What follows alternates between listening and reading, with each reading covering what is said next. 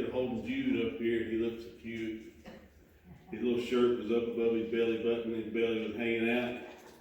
Remind me of Uncle Steve when I go to the dollar store. Hope everybody's doing well. And I know if you're anywhere from around here close at all, you've got a little bit of mud in your yard probably. There's more coming, so pretty soon. So I'm going to say something, and unlike some that say it, I'm being sincere. I won't keep you long. Help him, Jesus. I think the rain's going to come around 9 or something. But let's go to the Lord in prayer, first thing. Father, we thank you for another opportunity to be in your house, Lord. We thank you for giving us a place where we can come and allow us to be in a place where we can come and gather in your name. We pray, Father, that you get us out of the way, that you use us and speak your words through our mouth, and that you help us all, including ourselves, Lord, to remember and put it into practice each and every day. And we thank you in Jesus' name. Amen. Amen. How many of y'all seen the Blues Brothers? How many's not seen the Blues Brothers? You're young. You're young. Thing on. There's a part in the Blues Brothers where the two main characters are in a church. And James Brown is the preacher. But anyway, he's up there singing and preaching, and there's a ray of light comes through and shines on one of the band members, the Blues Brothers. And he says, we're getting the band back together, like God has told him to do that. Well, later on, I like that part. Later on, they've stolen a cop car. They're doing all this stuff, and the cops are chasing them. And this is one of my favorite lines from the movie. Me and Matt probably watched it 600 times growing up, and Dad loved it. But they're getting chased by other cops, and Dan Aykroyd's sitting there, and the other one's freaking out. He's like, you've done this to me, you've done this to me, now you're going to get me put back in the joint. Dan Aykroyd's just driving, real calmly. He says, they won't catch us. We're on a mission from God. And he says that about 8 times in the movie, but that's my favorite part when they're in that cop car. So we're going to talk a minute about mission from God. I told Woody a few weeks ago I had something about man on a mission, because that's a song that we hear on some of our global men's gatherings. This ain't that one. But this is on a mission from God. The Blues Brothers thought they could get by with anything because they were on a mission from God. But if you remember the movie, things going on around them were just bad. There was car wrecks. Princess Leia was one of them's ex-wife, and she was shooting them out of the window trying to kill them. They just all kinds of bad stuff. Ray Charles shot at him. He can't see. But if we look through the Bible, there's all kinds of people that actually were on a mission from God. Now, some of them didn't recognize they were on a mission from God. Now, I'm going to, like I said, I'm going to try to be a little quick, but we're going to talk about 4 people, particular people in the Bible that were on missions from God. The first one, don't have to go too deep into these people because everybody knows a lot about them, but the first one is Jonah. He was sent on a mission from God. His mission was to go to Nineveh, cry out to the people so they'll repent and destroy the city. Well, Jonah didn't do that because he was scared of going to Nineveh. That's like me going to some place that's ruled by Hamas and preaching about Jesus. I'd be scared if God called me to do that. But Jonah didn't go, so instead he did the opposite. He ran away. And bad things happened. He was in a shipwreck. Well, he got thrown overboard after a big storm. He got eaten by a fish. And as Shay used to say when she was little, he got puked up on the beach and had seaweed in his hair. So it was a bad lick for Jonah. But the end result, he ended up having to go do what God asked him to anyway. Oh, yes. Yes. Could have saved yourself a lot of trouble. Another one that was on a mission from God, and this might sound weird for a minute, Pharaoh was on a mission from God. He was told by Moses, let my people go. Yes. And he refused. He went against what God said. So, him and his country were covered by plagues. Mm-hmm. And then eventually, him and his whole army were sunk in the Red Sea. When God pulled the waters back together. But the end result was, the Israelites were free. God's people were let go. God's plan was completed. Pharaoh had a part in a mission from God. Yes. He said, but not Pharaoh, he was against God. So was Jonah. Jonah went against God. Pharaoh went against God. When Jonah went against God, God's power was able to be shown. Because he was eaten by the fish, swallowed by the fish, and then came out and finished the plan anyway. When Pharaoh went against God, look at the power that was shown there. Oh, yeah. All the plagues, the Passover, the first Passover that the rest of them was named after, the splitting of the Red Sea. All those things happened because these people went against God. Well. But they were part of God's plan. Mm-hmm. Mm-hmm. Someone else that was on a mission from God. Joshua. Joshua's one of my favorites in the Bible. But his mission was to lead the people into the promised land after Moses' journey had ended, and not only lead them there, but procure it, take it away from the people that was there. Mm-hmm. He took that calling seriously, and he willingly went and did what God said. Now, just because he did what God said didn't mean everything went smooth. He had to fight, and I mean literally fight, against armies, and they destroyed armies. But it wasn't like God said, he told him, said, I'll walk before you. But he didn't say, I'll walk before you, so you just lay back and I'll snap my fingers. They actually had to go fight. So he had to work to get God's plan initiated, but the final result, God's plan was complete. What he called Joshua to do, Joshua willingly accepted, and through God's help, they got that land in the promised land. Yes. Another person y'all probably heard of in the Bible, a man named Jesus. Yes. Yes. He had a plan. He was on a mission from God to defeat Satan. He had all these other things that were part of it, but the main end result of Jesus' mission on earth was to defeat Satan. He took it upon himself, like Joshua did, humbly and willingly. He knew, and I was doing some research on it, and some guy brought up, when did Jesus know, human Jesus, know what his calling was? And he brought a lot of questions, and you could go down a rabbit hole forever and think about that. We don't know. We know that he had the Spirit in him, so he knew what he was supposed to do. But did he know it as an infant? Did he have consciousness of an infant, what he was supposed to do? I don't think so, because he was put on this earth to be a man.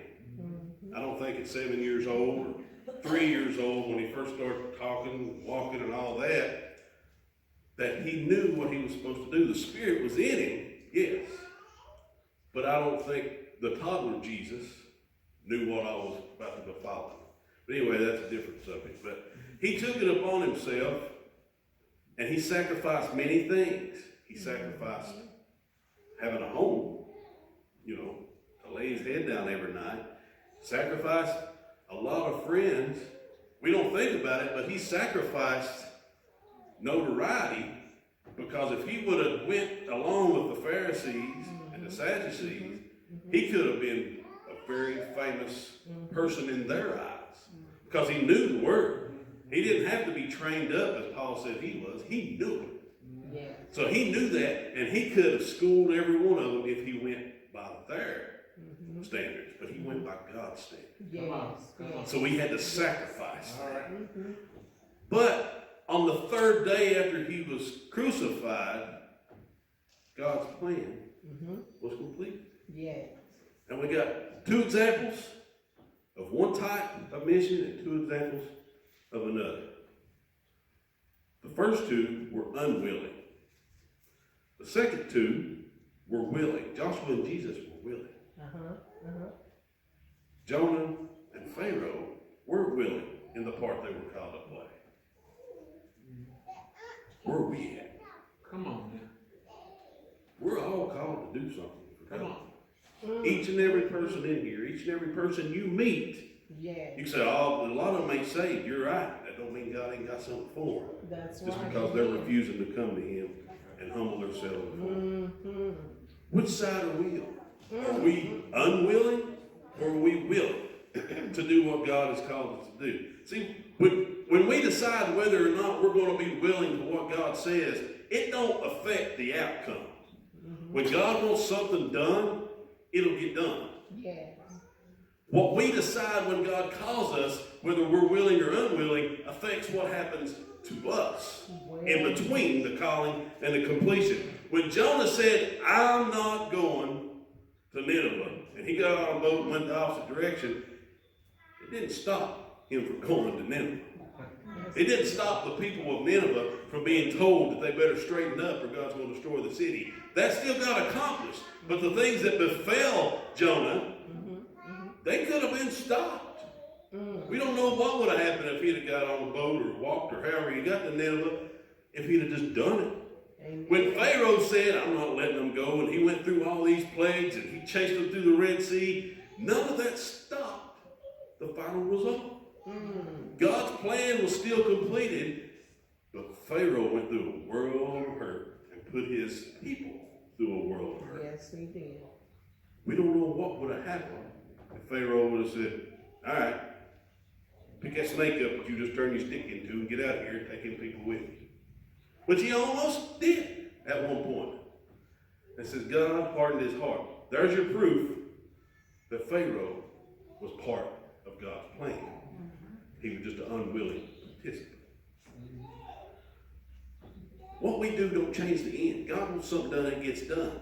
When Joshua said, I will fight, I will take this land, I will take up the mantle that Moses had laid down and lead your people into the promised land, everything wasn't smooth. Still things happened. When Jesus said, I will go and give my life for people so they can be saved and live with us together in eternity, everything wasn't smooth. He had to literally give his life. Lay it all down. But the difference between the willing and the unwilling, when Joshua and Jesus went on their journeys, they still had calamity, they still had troubles, they still had to fight, they still had to sacrifice, but they had the peace and strength of God behind them during all that. Amen. When Pharaoh was going through all the plagues and bubbling up in the Red Sea, and when Jonah was sitting there lighting some whale blubber in his belly to try to get a light, they didn't have no peace and strength of God behind them because they had went against him. Come on. If you remember when Saul captured a bunch and was supposed to kill them all, and the prophet came to him and said, you kept one of their leaders, and there's some cows and stuff that you didn't kill. You kept some of this stuff. Saul came up with an excuse, yeah, but I made a sacrifice to God. What did the prophet say to him?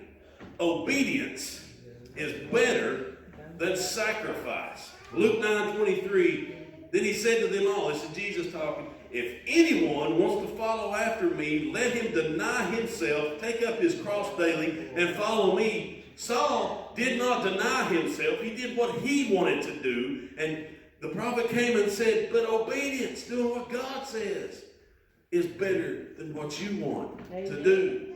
Romans 12 tells us to, let me get it exactly right here for y'all. My little strings out of the way. Present your bodies as a living sacrifice, holy and pleasing to God. This is your true, or the King James says reasonable worship service. But present your bodies as a living sacrifice, holy and pleasing to what you want to do. No, it don't say holy and pleasing to what you want to do. Holy and pleasing to God. Yes. In Deuteronomy, it tells us that obedient heart and a willing heart will eat of the joys. Eat of the joys.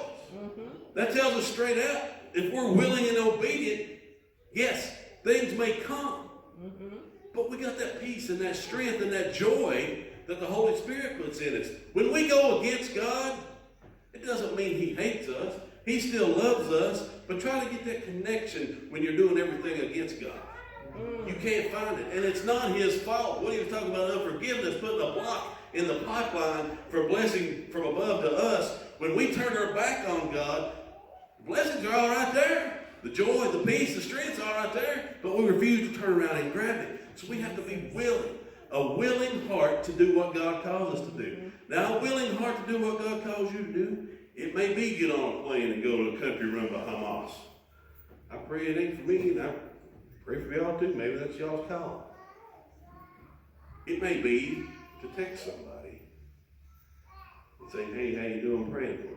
Just out of the blue. I'm not one of those that's really good or even really big on just walking up to strangers and saying, hey, do you know Jesus? I'm not really good at that. And it's not really a bashful type thing. I just know that you have to be led by the Spirit with that. Because if you do it, you take that upon your own, and some people you can turn off. You know Jesus? It ain't none of your business what I know. Okay? Well, let me tell you about Jesus. I don't want to hear about Jesus. Sometimes it can be a backfire. We have to be led by the Spirit, and that's where we take away our thoughts. Where we take away and make ourselves a living sacrifice. Yes, God's plan will be completed no matter what. But which side do we want to be on? Do we want to be willing participants? Or do we want to be unwilling? Do you want to go through things and have the faith and the peace and the strength of the Holy Spirit inside you to carry you through it? Or do you want to go through things and be full of fear, be full of pride, be full of, oh no, I've ended up in a fish's belly. What am I going to do now? I've heard a lot of people say sometimes rock bottom is the only good place to be, because then you know. Yes, then you know it's time to look up. When Jonah was in the well, belly, what did he do? He prayed. And that's good. That's good. But I'd much rather just pray first than ended up in a well belly. I'd much rather went to Nineveh, and the Bible tells us that he was afeared of the people of Nineveh. I think, now this is just my thinking, I think there's another purpose that he didn't go. He didn't like them, exactly. He didn't want them to be saved because he thought they were against God. Go ahead and blow up the city. If somebody come to you right now and said, go to Baghdad or God's going to destroy the city, well, kill all them Muslims. Go for it. That's what I want to happen. But is that God's way of thinking? No. Or is God's way of thinking, go tell them about me? Yeah. Go tell them about me. Yeah, I'll destroy them, but I want them to hear about me. I want them to know about me, and I want them to give their hearts to me, to change their ways of what they're believing, and come to me instead. Yeah. That's an extreme example. Yeah. Very extreme example. What if somebody sent you to St. Paul on a Saturday night at certain establishments when you know about half the people are going to be drunk, and God sent you there, and you said, I don't want to be around here. I'm drunk. Get on my nerves. I didn't realize until I quit drinking how bad drunks can get on your nerves. Poor old Willie put up with me many years on many riverbanks, and I don't know how he still likes me. But if God sends you to do that, you've got to put your personal feelings to the side. You've got to make yourself a living sacrifice and do what he says. Now, somebody like me, he may not send me to a bar. We talked about this the other day. God knows there's a lot of temptation there with me. But if he did, he would give me the strength to come out of it without having to do that. So he'll put you in situations sometimes where you're not comfortable, but he'll give you the strength to go through it. I'm comfortable talking to teenagers just because my mental wavelength, I'm 15, I guarantee you.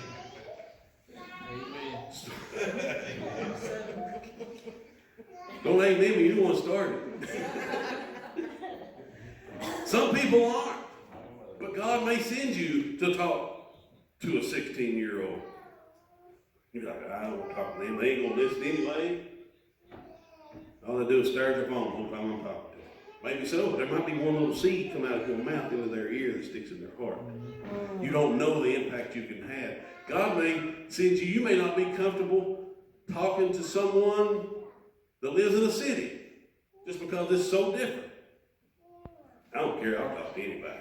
There's only one person in this building that's worse than me on talking to anybody, and he's sitting right there. That's Matt. But sorry, Lois, I forgot you.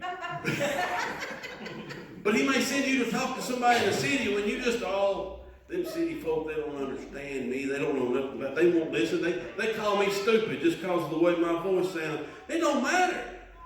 What did he tell Moses? Moses said, I'm not a good talker. Send somebody else. He said, I'm taking care of it. You go. If he sends you to talk, we've seen a lot. Sometimes we just got to open our mouth. Holy Ghost will pour out. Yes.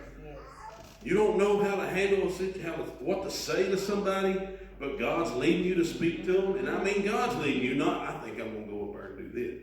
But God's leading you to speak to them. You obey God and see what happens. That's true. You obey God and see how easy it is for scripture that you read 20 years ago, then forgot about, will come back to your mind because the Spirit will bring it to your remembrance. Yeah. And the thing that this person needs to hear is what He'll put on your heart to share with them. Yes, Try it. It's scary. It ain't fun. When Joshua was called to go fight, he might have thought the fighting part was fun, but maybe the leadership not so much. In the first chapter of Joshua, God has to tell him 3 times to not be discouraged, to not be afraid, be ye of good courage. Because he knew that was part of what was in him. He was afraid to take over this responsibility. When Jesus was called to do what he did, he did it. And don't let nobody tell you that, oh, he was just pushed by the Holy Spirit. He didn't feel nothing. He wasn't scared. You tell me why he sat in the garden and he prayed until blood dropped from his head, because he was so scared, because he didn't want to die, because he said, God, if there is any other way in the world, take this away from me. He was full of the Spirit. He was God as man. You can't get no more full of Spirit. But he had fear and went to God. But he was strengthened by that. If he had run away from God and run away from Jerusalem and went halfway across an ocean, he would have never accomplished what he was set to do. But God's plan would have been completed. I don't know how. You can't ask me that. Nobody knows how. But we don't have to worry about it because he did Come on. do what he was supposed to do. He willingly took it, even though it broke him in half. Literally and physically. I mean, mentally and physically. The night before, it broke him mentally. Cried till his sweat became blood. Y'all got to think about that. That's some stress. And it's physically possible. There's been research done for your capillaries that are just under the skin to burst. And blood will come out of your pores instead of sweat. But I mean, you've got to really be intense for that to happen. He was under intense pressure. And he didn't want to die. He was God as man. The man in us don't want to die. But he knew what had to be done. And because of that prayer, because of that time on his knees, he was strengthened by the Spirit. Yes. He was strengthened by the Spirit. If Jonah hit his knees and said, I don't want to go, Lord, but I'm willing. Please give me strength, give me courage. Well, he'd have got on that boat, went over and could have handled anything that come at him. But instead, after he completed God's plan, he's still mad. Went and sat upon a hill, Yes, Lord. hoping that they'd go ahead and blow him up anyway. And what God did? He sent a gourd to grow, to make a vine over it so he could keep the sun off of it. Yes, Lord. Jonah still complaining. God said, okay. Well. The gourd shriveled and went away. And he was sitting there in that hot sun and hot wind. The Bible says a vehement wind, strong and heat. It wasn't a refreshing breeze, strong and heat. And God said, You're mad at the gourd because it went away when it had no choice. That's all right. When God's Mm-hmm. plan Mm-hmm. is going, Mm-hmm. it ain't got no choice but be completed. It ain't like me saying, I want this to happen. It might. And I can work toward it happening, or I can hope it happening, or whatever. But it ain't no guarantee. When God says it's going to happen, it's going to happen. And God said, before Jesus left this earth, He said that we all have a mission. We all have a mission to spread the word, to teach others about Jesus, to make disciples. Those people that God had to be made disciples of are going to be made disciples of. Are you willing to be part of it? Well, Jesus. Or are you going to say somebody else can handle it? Somebody else can do it. You don't have to be a preacher. You don't have to sing. You don't have to do this. You could have just got saved 2 seconds ago. And a lot of times, somebody got saved 2 seconds ago will go up to somebody and tell them about Jesus before we will. Been saved for years and years because they've got that fire, that zeal. We shouldn't let that burn out. We do. But we shouldn't let that burn out because that puts us sometimes as unwilling people on a mission. We have to obey. We have to present ourselves as a living sacrifice. This ain't just good advice. This ain't just something that we should do. These are commands, and not only commands, but commands with promise. Yes. Yes. Deuteronomy 28 I love because the first 15 or 20 verses is all about if you do this, God will do this. It's all good stuff too. Well, the next 15 or 20 is if you don't do this, God will do this. It ain't good stuff. So God will make you promises with promise. He'll tell you to do something with promise. And sometimes He'll tell you to do something you don't know what's going to happen. But you can bet if God tells you to do it, something's good coming out of it. If I went to Ellie and I said, Ellie, go jump out here in the middle of the road. You probably wouldn't do that, would you, bud? There's not a guarantee that something good would come of that. Maybe it would. Maybe when she'd run out there, she'd see a little turtle or something, move it out of the way. But there's no guarantee of that. When God tells you to do something, and it seems like there's no way I can do it, it seems like I'm not qualified, and it seems like, why in the world would you ask me to do that? You can guarantee that the result is going to be good. And you can guarantee not only the result, but no matter what happens between point A and point B, God will give you the strength to get through it. If He calls you to do it, you can do it. There's a thing about God don't call the equipped. He equips the call. There's a difference. He don't tell you to go speak to people just because you have a big mouth. He'll give you a big mouth to go speak to people. That's a little different way of looking at it, but He don't ask you because of what you've done or how good you are. Yes, yes. He sends you because of what He wants. And then we can pick up and do it because of Him. Let's think about that tonight.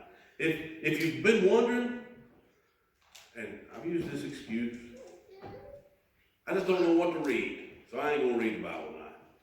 If that pops into your head, find you some more examples of people on a mission. People that were willing and people that were unwilling. That'll be something to look at. And I guarantee your eyes will be open to a lot of things. And there's way more than these 4 that show it. But think about, am I willing or am I unwilling? Obedience, better than sacrifice. Obedience, better than sacrifice. You parents think about that with your kids. You want them to do what you tell them to, or you want them to just give up something out of the blue? When I was little, younger, not little, Daddy would tell me to mow the yard. If I didn't want to mow the yard, I would tell Matthew he could have this certain box of baseball cards if he'd go mow the yard for me. Needless to say, after that summer, I had no more baseball cards. But Dad didn't want me to tell Matt to go do it for baseball cards. Dad wanted me to do it. And because I was dumb enough to give my stuff up, Matt was dumb enough to do it for cards, they let us go. But that wasn't what I should have done. The obedience. I sacrificed something, but it ain't what Dad wanted. We can give up a lot of things. God, I'll quit watching TV past 8 o'clock, and I'll read my Bible if you'll just not make me go talk to them. That's not what he said. Lord God, I promise you that I'll only do Facebook 6 hours instead of 7. Just don't make me do that. Obedience is better than sacrifice. Obedience is better than sacrifice. And don't doubt for a second that when you obey that the strength will come. Yes. The ability will come. The words will come. Whatever